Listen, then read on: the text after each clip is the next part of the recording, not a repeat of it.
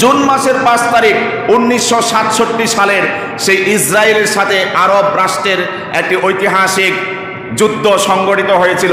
সেখানে ছিল সিরিয়া, সেখানে ছিল মিশর, সেখানে ছিল জর্ডান। সকলেই পরাজিত বরণ করতে হয়েছে ইসরায়েলের কাছে। কিন্তু এই যে তারা পরাজিত হয়েছিল, আজ পর্যন্ত সেই পরাজিত হওয়ার গ্লানি নিয়ে জীবন যাপন করছে, মাথা উঁচু করে। এখন আর তারা দাঁড়াতে পারছে না, এভাবে আছে। আর অন্যদিকে ইরানকে যদি আমরা দেখি, আগেই বলিনি আকীদাগত দিক থেকে ইরান আমাদের থেকে অনেকটা দূরে। আমলের দিক থেকেও অনেক দিক থেকে তাদের ব্যতিক্রম রয়েছে।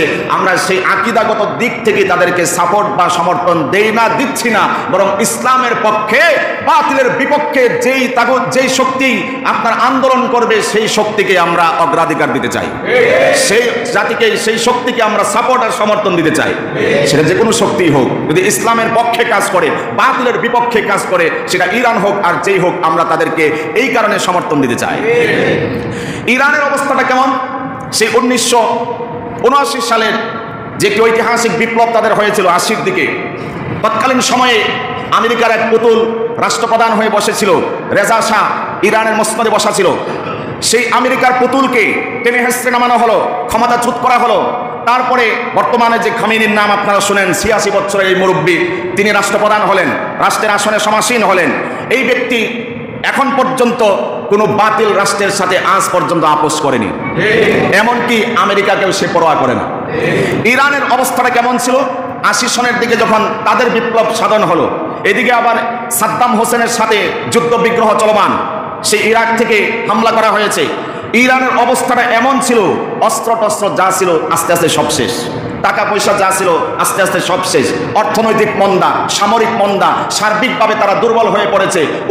দক্ষিণ কোরিয়া থেকে, লিবিয়া থেকে কিছু অস্ত্র তারা সরঞ্জাম সংগ্রহ করেছে, কিন্তু এগুলো দিয়ে ইরাকের সাদ্দামের সাথে কুলানো সম্ভবপর হচ্ছিল না।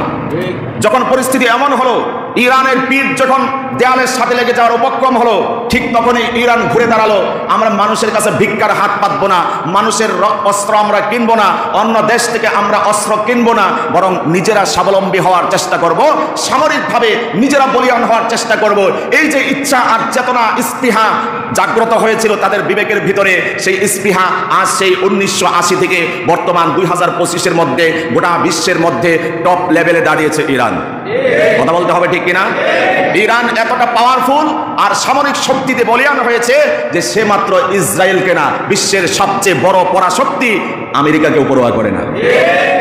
যখন পাল্টা আক্রমণ শুরু হলো, ইসরায়েলের অবস্থা খুবই খারাপ হলো। এবার কয়েছে 2 সপ্তাহ দেখি কি হয়। এই ধরনের বক্তব্য একটাই আসছিল আমেরিকা থেকে, ট্রাম্পের থেকে। সে 2 সপ্তাহ কি দেখবে, কি দেখছে আমরা তা দেখছি।